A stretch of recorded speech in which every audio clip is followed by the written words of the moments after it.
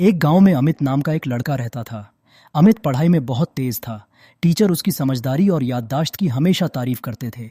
लेकिन अमित की एक बड़ी कमी थी, वह समय की कदर नहीं करता था।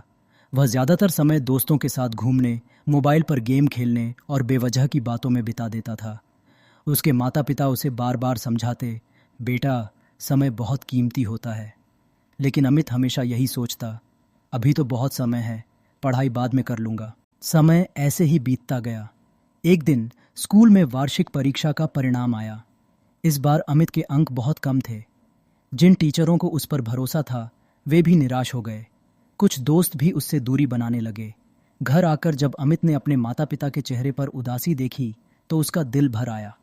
उसे पहली बार अपनी गलती का एहसास हुआ, लेकिन वह समझ नहीं पा रहा था कि अब क्या करे। उसी रात वह अपने दादाजी के पास गया, जो गांव के सबसे बुद्धिमान और अनुभवी व्यक्ति थे। अमित ने सारी बात उन्हें बता दी और कहा, दादाजी, मैं तो होशियार हूँ, फिर भी असफल कैसे हो गया। दादाजी मुस्कुराए और बोले, बेटा, बुद्धि होना काफ़ी नहीं होता, समय का सही उपयोग करना उससे भी ज़्यादा ज़रूरी है। अमित बोला, लेकिन दादाजी, समय तो हमेशा मिलता रहेगा ना। दादाजी गंभीर होकर बोले, नहीं बेटा, समय बहती नदी की तरह होता है, जो पल निकल गया वह कभी वापस नहीं आता। फिर दादाजी ने एक कहानी सुनाई। बहुत समय पहले राजा सम्राट नाम का एक शक्तिशाली राजा था। उसके पास धन, सेना और सम्मान सब कुछ था, लेकिन वह समय को व्यर्थ में गंवाता था। देर से उठना, काम टालना और मनोरंजन में डूबे रहना उसकी आदत बन गई थी। एक दिन एक साधु उसके दरबार में आए और बोले, राजन, आप समय को हल्के में ले रहे हैं, यही आपकी सबसे बड़ी भूल है।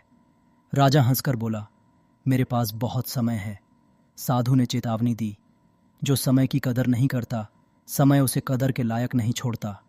राजा ने बात अनसुनी कर दी। समय बीता, राजा बूढ़ा हो गया, राज्य कमज़ोर हो गया और जनता का विश्वास भी टूट गया। तब राजा को अपनी गलती समझ आई, लेकिन तब तक बहुत देर हो चुकी थी। कहानी खत्म होते ही अमित की आंखें खुल गईं। उसने दादाजी से पूछा, क्या मैं अब भी बदल सकता हूँ? दादाजी ने प्यार से कहा, ज़रूर बेटा, अगर आज से सही शुरुआत कर लो तो समय तुम्हारा सबसे अच्छा दोस्त बन जाएगा। उस दिन के बाद अमित ने अपनी आदतें बदल ली। उसने समय सारिणी बनाई, सुबह जल्दी उठने लगा, पढ़ाई पर ध्यान दिया और फालतू चीज़ों से दूरी बना ली। धीरे धीरे मेहनत रंग लाने लगी। अगली परीक्षा में अमित कक्षा में अव्वल आया।